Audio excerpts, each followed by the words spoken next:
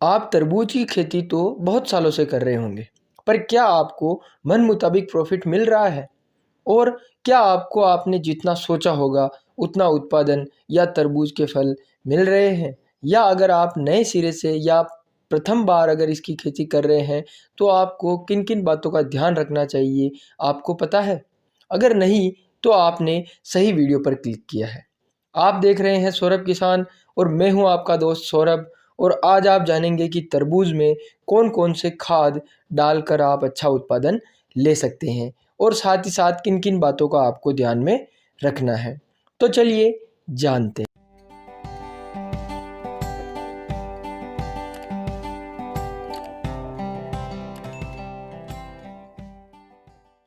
तरबूज में सबसे ज़्यादा ज़रूरत होती है पानी की।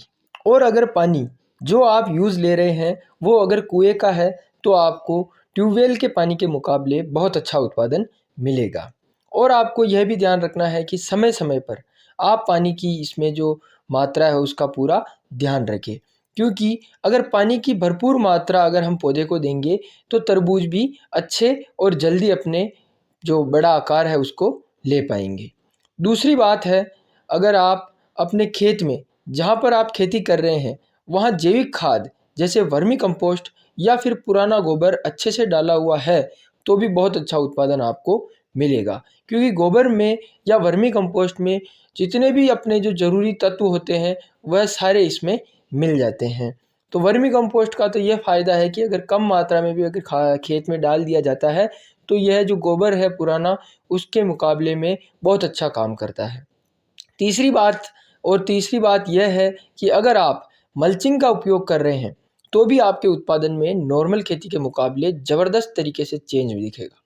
मल्चिंग का मतलब है एक पॉलीथीन या वाइट कलर की एक पॉलीथीन, जिसका उपयोग मेड़ पर हम करते हैं, जहाँ पर बीज की रोपाई होती है वहाँ पर, जिससे भी बहुत सारे जैसे खरपतवार है वह भी कम पनपते हैं और अंदर नमी भी बनी रहती है, जिससे पानी की भी आवश्यकता कम समय पर पड़ती है। मल्चिंग का 1 बीघा में खर्च लगभग 1500 रुपये तक आता है, पर यह खर्च आपको बहुत ज़्यादा फ़ायदा दे देता है। इसीलिए निश्चिंत होकर आप मल्चिंग का उपयोग करें, ताकि आपको उत्पादन और अपने खेत की जो पूरी जो जितनी भी ताकत है वह पूरी तरीके से आपकी फसल में मिल पाए।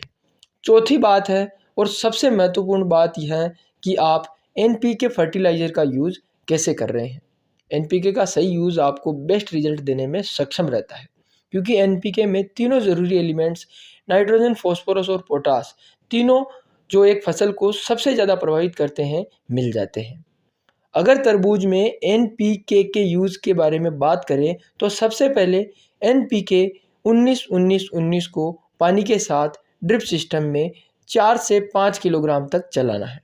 और अगर ड्रिप इरिगेशन सिस्टम नहीं है, तो स्प्रे के रूप में भी जब फसल 25 से 30 दिन की हो जाए, तब 50 ग्राम प्रति 16 लीटर की मात्रा में स्प्रे मशीन में डालकर स्प्रे कर देना चाहिए।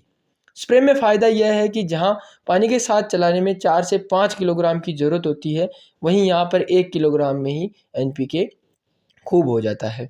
इसी तरह जब फ्लावरिंग की स्टेज हो, तब एनपीके 05234 को वहीं ड्रिप में 4 से 5 किलोग्राम और स्प्रे में 50 ग्राम प्रति 16 लीटर के हिसाब से यूज़ करना चाहिए, जिससे फसल में फूलों की संख्या में बढ़वार होगी।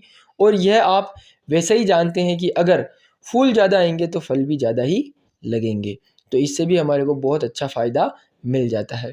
अंतिम और तीसरे फर्टिलाइज़र यूज़ में आपको एनपीके 0050 को फ्रूटिंग स्टेज में जब आपको फल दिखने लग जाए, तब पानी के साथ या फिर स्प्रे के रूप में यूज़ करना चाहिए। डोज जो पहले बताया है वही रखें। तो इस तरह से अगर हम एनपीके का सही यूज़ सही समय पर करते हैं, तो आपको बहुत अच्छा मुनाफा हो जाएगा। और एनपीके में जो खर्च आता है वह भी कोई ज़्यादा नहीं आता है। तो इस तरह से अगर आप तरबूज की खेती कर रहे हैं, तो आपको बहुत ही ज़ोरदार रिजल्ट मिलेंगे, क्योंकि हम जो यह जानकारी आपको उपलब्ध करवा रहे हैं, यह बहुत ही इनोवेटिव और सक्सेसफुल फार्मर्स के एक्सपीरियंस और हमारे फील्ड के नॉलेज के बेसिस पर है।